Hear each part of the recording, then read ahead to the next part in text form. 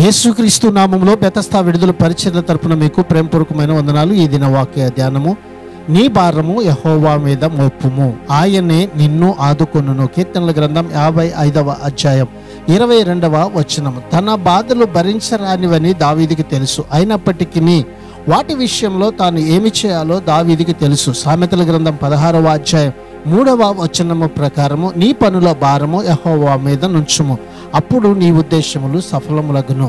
మనము చేసే పనులలో ఉన్న భారాన్ని మనము మోస్తున్నంత కాలం మన జీవితంలో మార్పు ఉండదు. మన పనుల భారము దేవునికి అప్పగించినప్పుడు మన యొక్క ఉద్దేశాలను దేవుడు తప్పకుండా సఫలపరుస్తాడు. ఇప్పటి వరకు నీ పనుల భారాన్ని మోసినది చాలు. ఈ క్షణమే నీ భారమును దేవునికి అప్పగించు, ఆయన నిన్ను ఆదుకుంటాడు. నీతిమంతులను ఆయన ఎన్నడను కదలనీయడు. ప్రార్థన.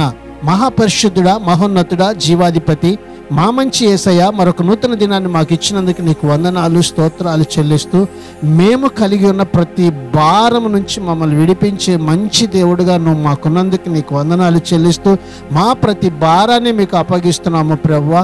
ఇప్పుడే తండ్రి, ఈ ప్రజల యొక్క ప్రతి భారమును మీరు కొట్టివేయమని, యేసు నామములో ఈ బిడ్డల జీవితంలో ఉన్న ప్రతి బరువును మీరు తీసివేయమని, ఈ బిడ్డలను బలపరచమని, నూతన జీవాన్ని నింపమని యేసు పరిశుద్ధ నామములో ప్రార్థించి అడిగి వేడుకుంటున్నాము తండ్రి. ఆమెన్.